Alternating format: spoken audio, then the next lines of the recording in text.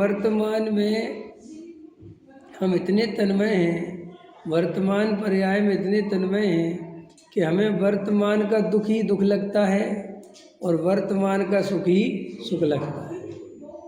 ये प्राप्त पर्याय में तन्मय है ना, तो वह वर्तमान में दुख मिट जाए, वर्तमान का दुख दूर हो जाए। समझ में आया? और भविष्य में कितना सा दिखता है? भविष्य अपने को 10-20 बरस का दिखता है, तो उस भविष्य को सुरक्षित करने का उपाय क्या दिखता है? पैसा। हर व्यक्ति को सुखी होने का उपाय और पैसा दिखता है। पैसा हो जाए तो हम भविष्य में सुखी हो जाए, जबकि वास्तव में क्या स्वरूप है, क्या हम सोच रहे हैं, क्या विचार कर रहे हैं, अंदर में जाके देखे तो पागलपन के अलावा कुछ नहीं दिखे। समझे? पूरी तरह पागलपन के। बताओ, जब ये पर्याय ही छूट जाएगी, जब मौत ही आगे पर्याय, तो मैं किस बात के लिए क्या सोच रहा हूँ? जब मौत ही सबसे बड़ा सत्य सामने खड़ा होने वाला है, और जब ये पर्याय ही छूट जाएगी तो कौन रिश्ते, कौन पत्नी, कौन बच्चे, क्या रुपया, क्या पैसा, क्या मकान, क्या दुकान, क्या शरीर, क्या इज्जत, क्या मान, क्या अपमान, क्या सम्मान, 1 मिनट में तो ये पर्याय ही बदल जाएगी। फिर आचार्य कहते फिर भी गहराई में विचार नहीं करता, उथला उथला उथला उथला उथला उथला विचार करता।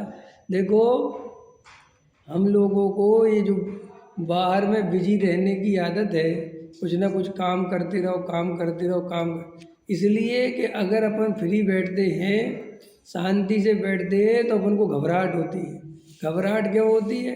संसार की सच्चाई दिखने लगती है, और काम में लगे रहो तो ना दिन पता चलता है, ना रात पता चल जाती है। ना अपन रात को जैसे नींद नहीं आए तो बेचैनी होती है ना, तो बेचैनी क्यों होती? रात में नींद नहीं आती, इसलिए होती है कि वो सब कुछ कचरा दिखने लगता है, सब कुछ अंदर वो दुनिया भर के विकल्प दिखते, तो घबराता है, तो सोचता सो जाओ तो सबसे बच जाएगी। समझ में आए कि नहीं आए? तो कई लोग नींद की गोली खा के सोते हैं। तो आचार्य कहते हैं वो कचरा जो तू दबा के रखा है, वो सब कचरा तेरे को महादुख का कारण बनने वाला है। ये अपने को अंदर में लगना तो चाहिए कि क्या संसार कैसा है, क्या स्थिति है? अभी ये बच्चे, मकान, दुकान, ये सब वियोग को प्राप्त होंगे और अपन अकेले बचेंगे।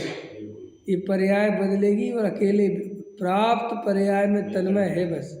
तो वही सोचता है यहीं कुछ, यहीं जब देखो चिंता, पूछो किस बात की चिंता है? अरे क्या करें साहब, ये बहुत तकलीफ। किस बात की तकलीफ है? ये शरीर की बताएगा, संयोग की बताएगा, लेकिन मैं मिथ्या दृष्टि हूँ, ये परद्रव को अपना मानता हूँ, ये असली मेरी तकलीफ है, ये असली दुख का कारण है, ये नहीं होना चाहिए।